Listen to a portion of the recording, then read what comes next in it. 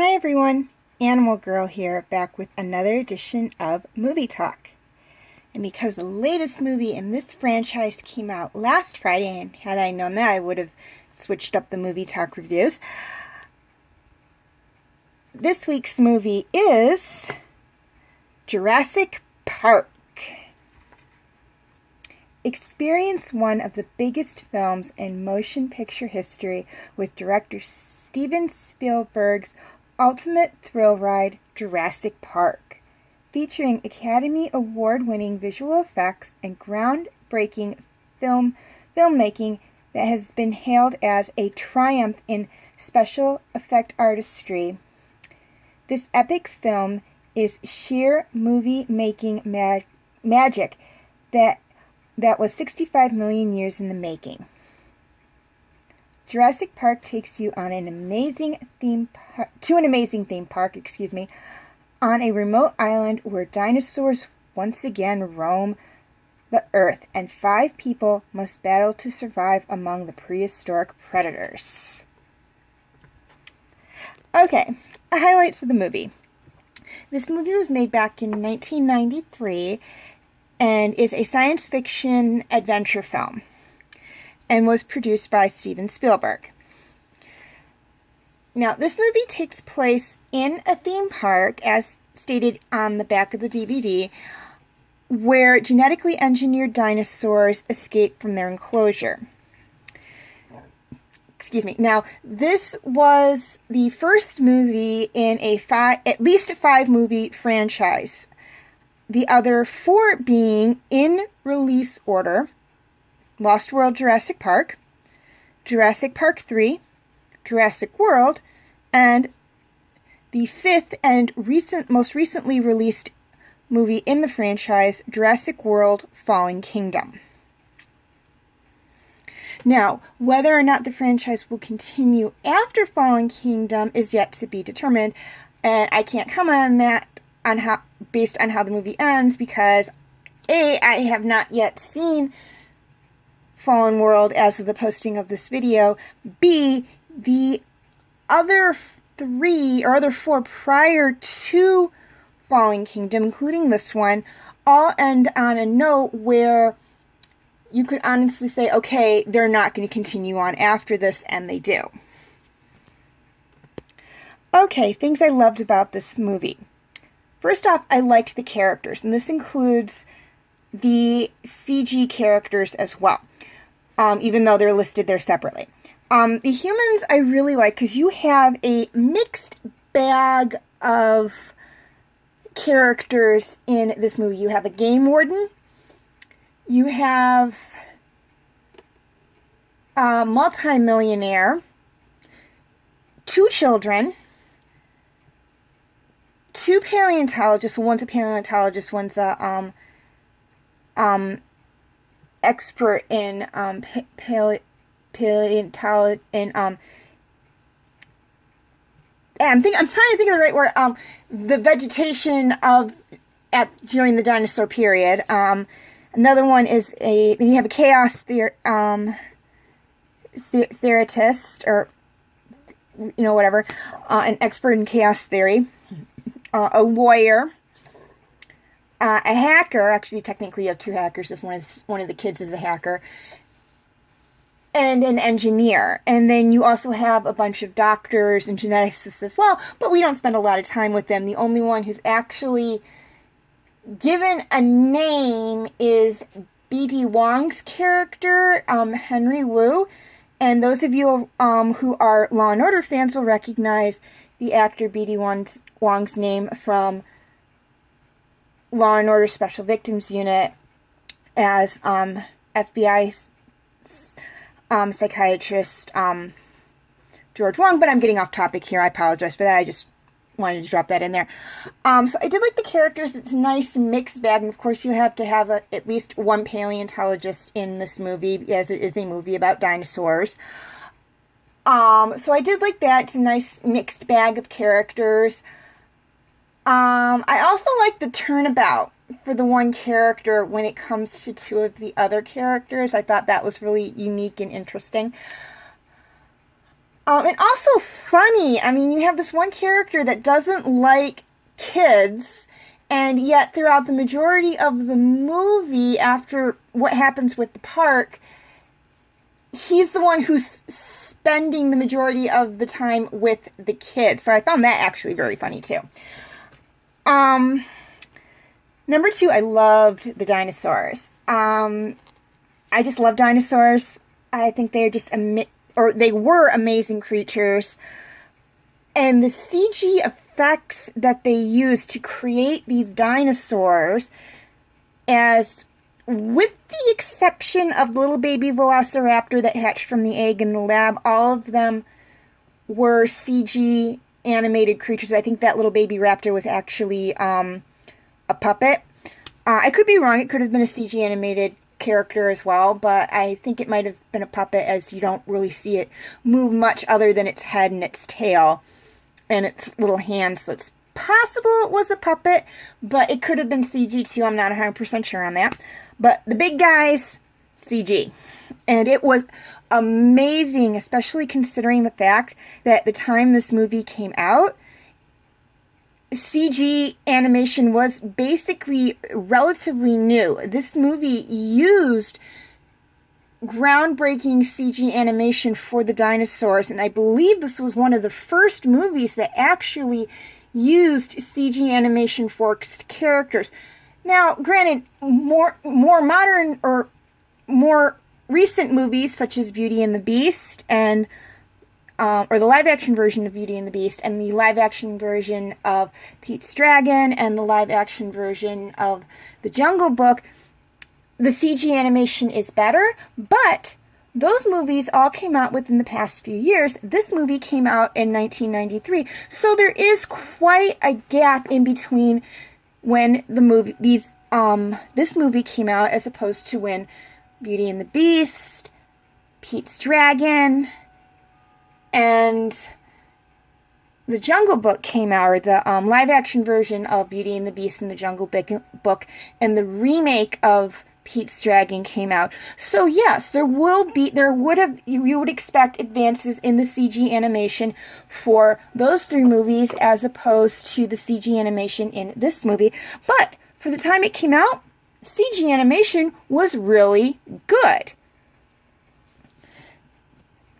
Lastly, I loved the message in this movie, and there are actually 2 messages in this movie, and I don't think that they actually meant to put them in there. They might have, I don't know, but I was able to discern 2 messages from this movie. Number 1, and this is basically something that Malcolm, one of the characters, brings up in the movie, and it becomes kind of a theme throughout the franchise, or at least throughout this movie and the second movie, and that is that life finds a way. In this movie, to make sure the dinosaurs didn't breed indiscriminately, and they had a population that they couldn't control and were forced to do things to the animals to keep it under control, they made all the animals in this movie female. And side note on this, I believe all of the scientific things that have to do with the animals, such as all invertebrates needing a certain enzyme at production to become males. And definitely the thing about the amphibians, frogs in some West African frogs in an all same gender environment, switching from male to female. That one I know for a fact is true, and the other one might be, might not be. I'm not 100% sure. Feel free to look it up on Wikipedia or anywhere and letting me know in the comment section. But the one with the frogs I know for a fact is true, based on the fact that my sister actually had some pet West African frogs, and she had a couple that actually did do that. So I know for a fact that's true. But anyways, I'm getting off topic. I'm sorry. I just wanted to make sure that I mentioned that. So anyways, they used they made all the dinosaurs female to kind of make sure that they could control the breeding, which was very smart on their part. But they used frog DNA to fill in the gaps on the in the dinosaur DNA, and I'm not going to get into how they did all this. You're just going to have to watch the movie if you haven't seen it, or if it's been a while since you've seen it. And as I stated earlier, some West African frogs have been known to spontaneously switch their gender when they are in a single gender environment. They'll switch from the gender that they are to the other gender so they can continue their species, and they only do it once, so that it's not like something like, oh, now we're all male, so I'm going to switch to a female. Now we're all female, so I'm going to switch to a male. No, they only do it once. But so they did that, and then the dinosaurs were able to breed. And we know this because the kids and Dr. Grant find dinosaur eggs within the park that have hatched and have little baby dinosaur footprints leading away from them. And so that was the thing that Malcolm proposes, that life will find a way. And indeed, in this movie, life did find a way. Second thing, and this is something that the other doctor, the one who specializes in the plant life from the prehistoric era, brings up, and that is that just because we have the technology to do something, in this case clone, do we have the right to do it? And that's more of a moral message, in my opinion, but it's still a very powerful message, and one that we need to think about. Just because we have the ability to do something, does that mean we have the right to do it? Okay, cast.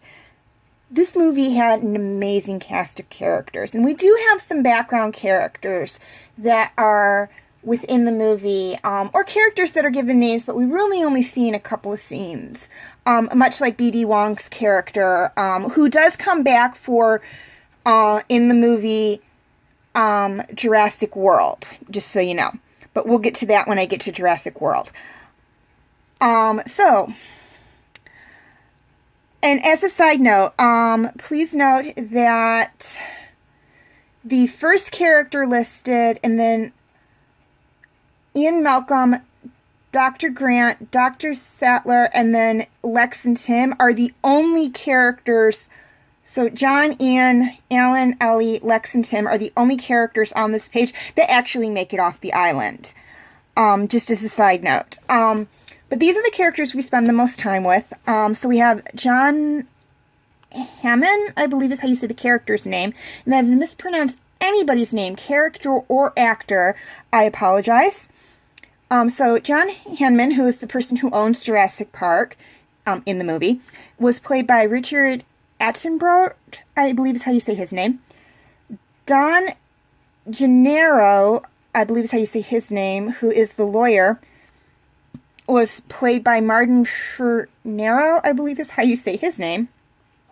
Ian Malcolm, who was probably my favorite character in this movie and in this follow-up movie, was played by Jeff Goldblum, or Blum, or however you say his last name. Dr. Alan Grant, who is a paleontologist, was played by Sam Neill, and he comes back in the third movie, along with Dr. Ellie Sattler, played by Lauren Dern, but we only see her for a couple of minutes, but I'll get to that when we get to those, The Lost World and Jurassic Park 3. I promise I just don't want to get too much into it in this movie. Lex and Tim Murphy, who are John's grandchildren, are played by Ariana Richards and Joseph Mazzola, I believe is how you say their names, respectively. Dennis Nedley, or Nerdley, or however you say his last name, is played by Wayne Dwight, and he's the hacker. But Lex is a hacker too. She's just she's referenced as one of the kids, but she's a hacker as well. And he's the one who actually causes all the problems at Jurassic Park, because he shuts down the system or some of the systems that cause a lot of the problems within the park. And I honestly believe that if he hadn't done that, there wouldn't have been the issues they had. The dinosaurs wouldn't have escaped because he actually shut down all the perimeter fences except for the ones with the raptors. And that's kind of what caused all the problems. The dinosaurs were no longer contained and they got out. A lot of people say, oh, well, the storm didn't do it. It was not the storm. It was this character, Dennis Nerdley, or however you say his name. He was the cause of all that because he shut down the systems. But moving on. Robert Muldoon, who is the game warden there, or at the park, was played by Bob Peck. And one of my favorite actors in the world, Samuel L. Jackson, plays the engineer of Jurassic Park, Ray Arnold. Okay, question of the week. And because this movie has to do with dinosaurs, you may notice that this is kind of like one of the questions I asked in one of my Ice Age movies, but I did word it a little differently. And that is, what is your favorite dinosaur? Now, please note, because it says dinosaur in the question, I will not accept any other prehistoric animal. It has to be a dinosaur.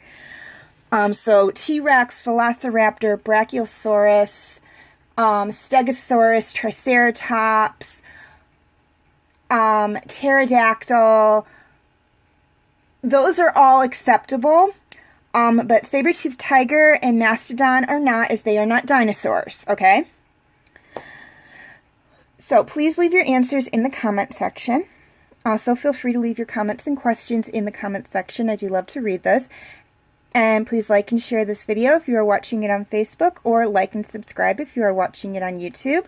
And feel free to follow me on Instagram, DeviantArt, Tumblr, and Twitter. I have my name for those 4 sites right there on the screen, as well as the pictures I use for the icons. Please note, all pictures seen within this video belong to their respective artists. I own absolutely nothing. Okay, quick reminder on my comment rules.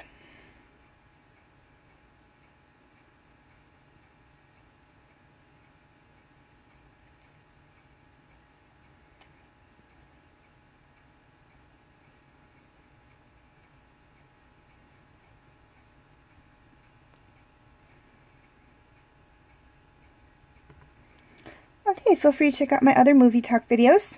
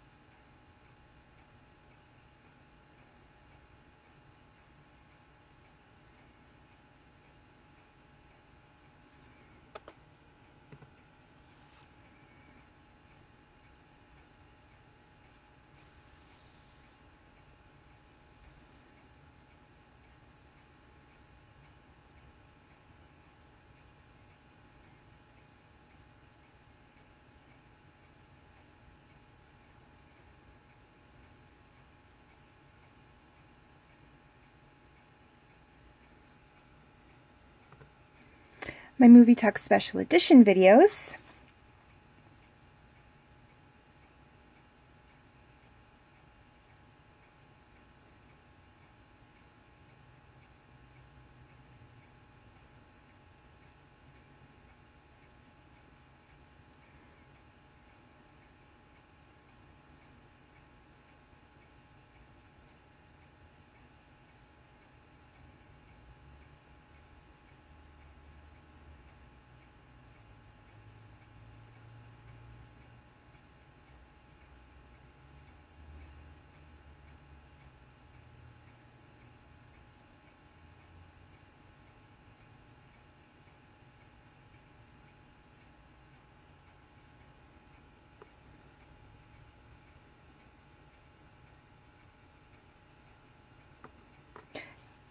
and my other videos.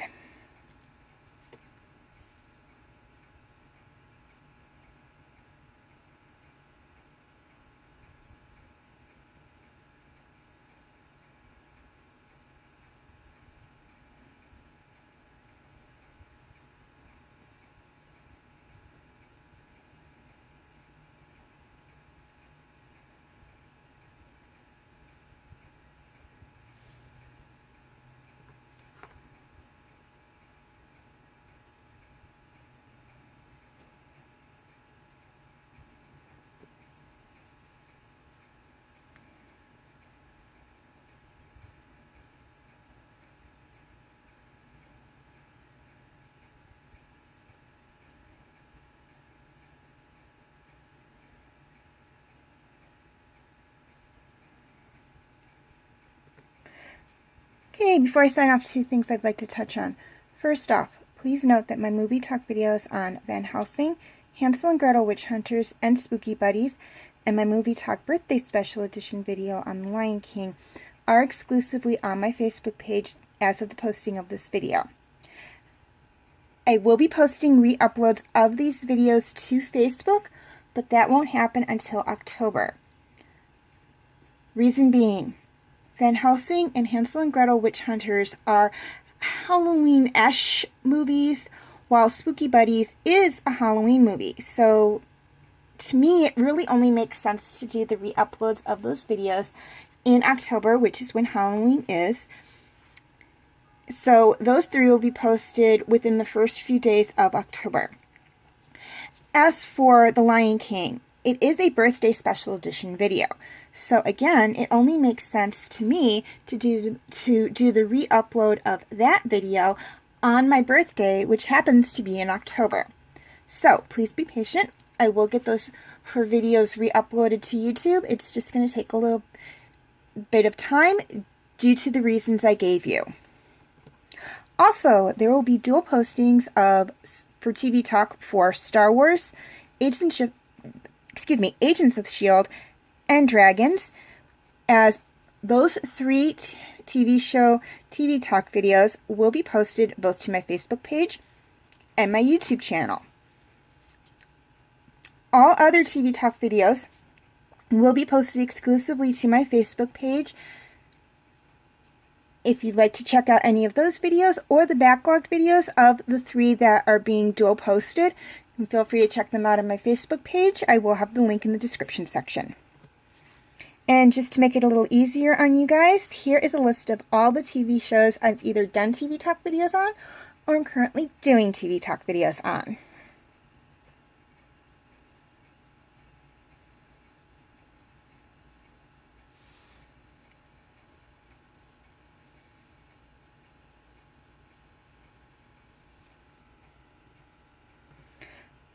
As always, thank you for watching and have a very nice day.